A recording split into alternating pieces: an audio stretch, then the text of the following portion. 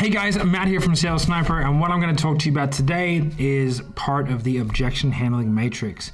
So just to recap, the objection handling matrix is a graph, okay, where we have the three categories of objections being smokescreen, logistical, and fear.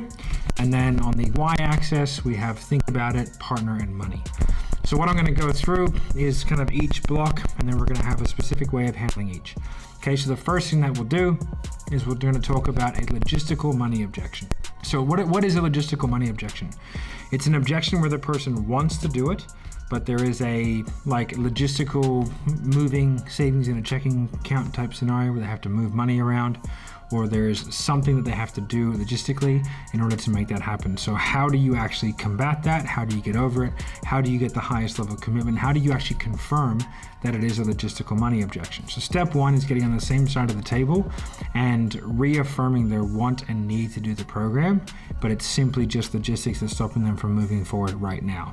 So how do we do that? So we go, okay, so from what I can understand, money might be the issue right now, but if you did have the funds available, would this be the answer for you? Okay, and then you make them answer and then you ask for detail. Go, okay, well that makes sense. Do you mind telling me why? Like, what is it specifically about what I've kind of gone through today that you think will be of most benefit to you? And make them go into detail and sort of maybe clarify and probe exactly what that looks like. Then you go, okay, well that makes sense. This is where we would then pitch either a payment plan if you've only pitched the paid in full, or you'd pitch a deposit, or some small way of moving forward. Go, okay, man, so because now we're on the same side of the table. Now what we've done is establish the fact they want to do it if they had the money right now, that they would pull the trigger.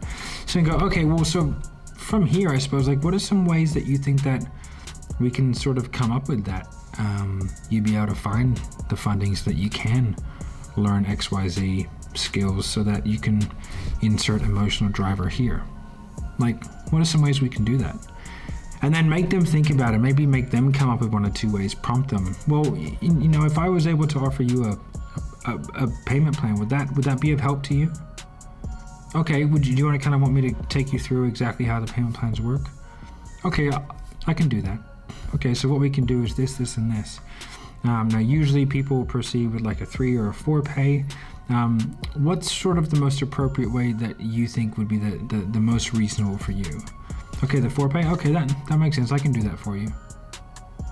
Okay, so it's just kind of taking them through the process where they're thinking about it, like we get them on the same side, we reinvigorate their want and their need for specifics about the program, we make them think about a few options, and then we prompt them and we coach them into a payment plan. Now, if the payment plan doesn't work, then we can do a deposit. If the deposit doesn't work, we can do like a credit card number, which is a placeholder, not as like a scarcity tactic, it's like an emotional commitment, and I'm very clear in that. And then we can help them through funding options. And so that's when it's always important to have a funding option or some way that they can use other people's money, so OPM. Okay, so that is how I deal with a logistical money objection.